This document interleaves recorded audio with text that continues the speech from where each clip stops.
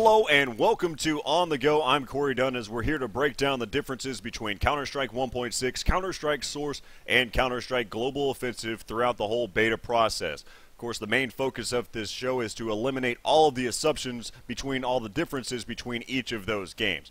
And then in the end, we're going to figure out whether or not Counter-Strike Global Offensive is going to be ready for competitive play. Of course, some of you out there are wondering exactly who I am, so I'll give you a quick background check of where I came from. I first started off with Counter-Strike 1.6 shoutcasting at the CPL winter of 2004. I also did CPL Summer 2005 as well as Winter 2005, and then did ESWC UK Qualifier, the World Series of Video Games in 2006 as well as 2007. I've also done the ESEA Season 8 LAN Finals in Dallas, Texas, and then also throughout the whole 2011 Major League Gaming Pro Circuit, I was shoutcasting Call of Duty Black Ops. With that being said, I've done a variety of games from Counter-Strike 1.6, Counter-Strike Source, as well as Halo 2, Ghost Recon Advanced Warfighter 2, as well as Call of Duty 2, Call of Duty Black Ops, Quake 4, and even one of the darkest days, I've done World of Warcraft PvP.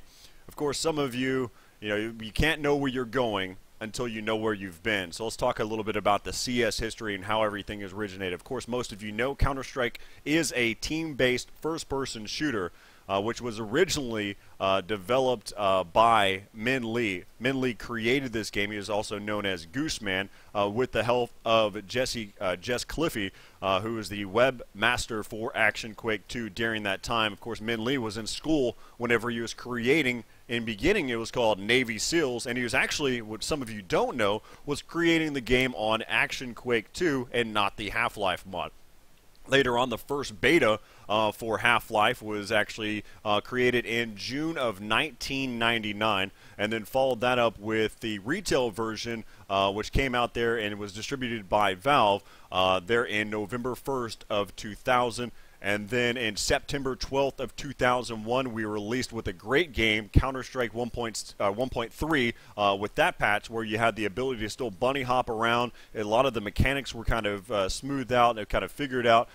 Then the 1.5 patch came out in June 12th of 2002. And then the main thing that we'll talk about too is in September 15th of 2003, 1.6 came out.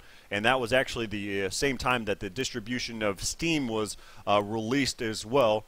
And then we also got Counter-Strike Source in November 1st of 2004. So it's been a long time since we've seen a release of a new Counter-Strike game in this series. And of course, most of you know the release of the Counter-Strike Global Offensive Beta was released in August 12th of 2011 this year.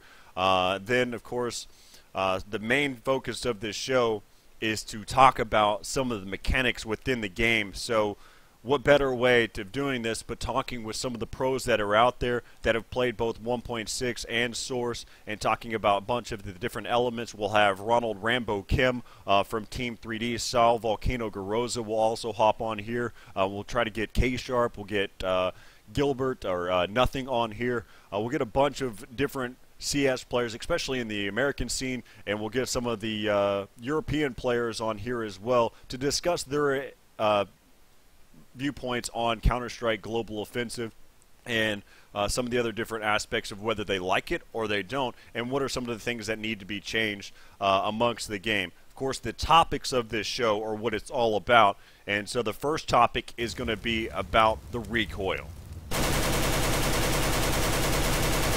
And then we'll discuss the map layouts, the money system, the gun mechanics from the hit damage to the distance of the gun, the cost. We'll talk about some of the new weapons. Can you wall in the game? We'll talk about the movement, the fluidity, how you move around the maps. Does it feel natural?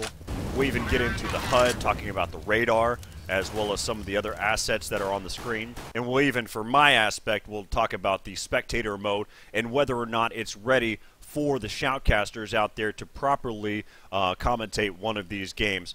Of course, if you have any of your own input that you want to have in this video series, you can hit me up on Twitter at @considerate_done.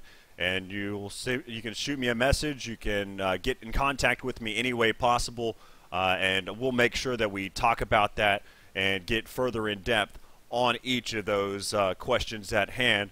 But until next time, we'll kind of have to see what happens. We're going to see whether or not Counter-Strike Global Offensive is going to be ready for competitive play.